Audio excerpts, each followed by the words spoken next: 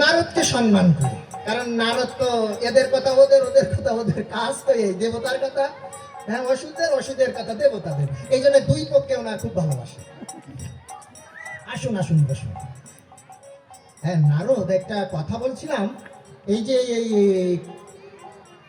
গোকুলে যে নন্দের ছেলে কৃষ্ণ, ওকে মারার জন্য কত অসুর পাঠালাম, একজনও ফিরে আসলো না, সব মরিভূত হয়ে তারপরে আমার কাছে আসে, একটাও বেঁচে ফিরিনি। ওকে আমি মারতে পারছি না কেন, একটু উপায় বলে দাও তো। তুমি তো আমার আগের উপায়টা বলে দিয়েছিলে, এবারের উপায়টাও তুমি বলো কৃপা করে যদি জানো। নারদ হেসে বলছে, মহারাজ আমি জানি। নারদ কিন্তু কল বাঁধানোর জন্য বলছে, আমি জানি। শোনেন, কৃষ্ণকে আপনি হাজার চেষ্টা করলেও মারতে পারবেন না। কারণ কি জানেন? কারণটা বলুন আপনি। কারণ হলো ওনার প্রাণ ভ্রমরাটা, ওনার প্রাণটা, ওনার আত্মাটা ওনার কাছে নাই। ওর ভিতরে আত্মা নেই। বলছে আত্মা কোথায়? বলছে আত্মা আছে। ওনাকে যদি মারতে চাও, ওই কৃষ্ণকে যদি মারতে চাও, তাহলে রাধা রানীকে আগে মারতে হবে। রাধাকে মারলে কৃষ্ণ আপনিতে মরে যাবে, ওকে কোনো অস্ত্র লাগবে না। অনেকক্ষণ ধরে দাঁড়িয়ে দাঁড়িয়ে চিন্তা করতে, তাই তো আমি গল্পেও শুনেছি, কথাও জানি যে প্রাণ ভ্রমরা থাকে অসুরদের, নাকি এরকম অন্যের ভিতরে প্রাণ রেখে দিতে পারে। হতেও পারে। তাহলে রাধারানীকে মাত্র কোথায় থাকে? বলি বয়স না, বৃষভানু রাজনন্দিনী, ওনার ভিতরে ওনার প্রাণ। যাও। বংশ তো এবার বেরিয়ে পড়েছে, বলছে ও সামান্য একটু যাবো, ওকে একেবারে নামিয়ে দিয়ে চলে আসবো। জয় রাধে রাধে। অসুর তো দয়া নেই। বৃন্দাবনে যখন এসেছে, রাধারানী বুঝতে পেরেছে। রাধারানী বাসনায় যখন যাত্রা করেছে, সখীদের বলছে, এই তোরা এক কাজ কর, ওই কংস আসছে, কংসকে বল ওই সরোবরে স্নান করতে। রাধারানী কৃপা সরোবরে, যারা গেছেন বর্ষণা দেখেছেন কৃপা সরোবর। জয় রাধে রাধে। বলছে ওই সরোবর থেকে স্নান করে আসতে বল, শুদ্ধ না হয়ে আসলে আমার সঙ্গে দেখা হবে না। তা সখীরা যে বলছে, আপনি থামুন থামুন মহারাজ, কোথায় যাবেন? বলছে রাধার সঙ্গে দেখা করতে।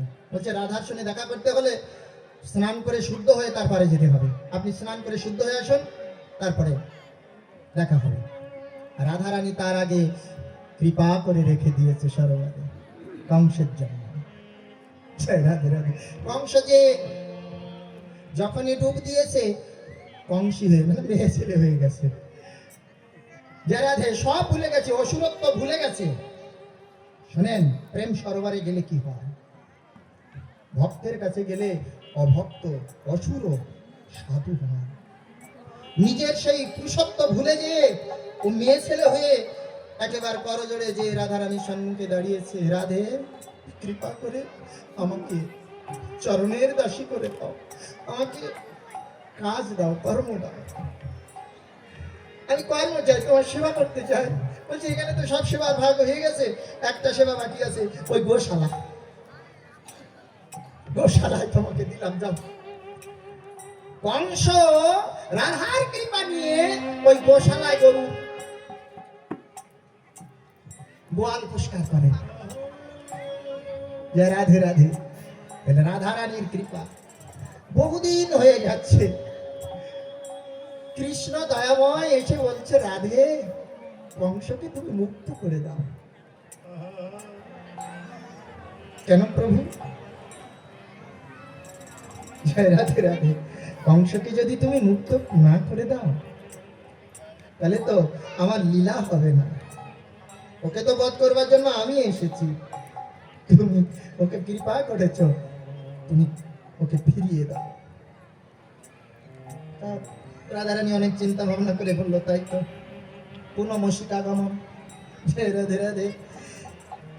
আবার সখীদের ডাক দিয়ে বলছে, ওই কংসীকে বল স্নান করতে। আবার জয় রাধে রাধে। আবার যখন ওই কৃপা সাগরে স্নান করেছে, আবার সেই পুরুষ হয়ে গেছে, আবার সেই অসুরত্ব ভাব ফিরে পেয়েছে। ফিরে এসে আবার ওই অত্যাচার সাধুর উপরে। জয় রাধে রাধে। তাহলে রাধারানীর কৃপা এমনই এমনই কৃপা, সেই রাধা আরাধনা করো। কোথায় কোথায় কিভাবে আরাধনা করো? তাহলে সে আরাধনা করতে হবে মূলাধার চক্র থেকে সহস্র দলপদ্ম। এটাই হলো ভজন সাধনের পথ, এটাই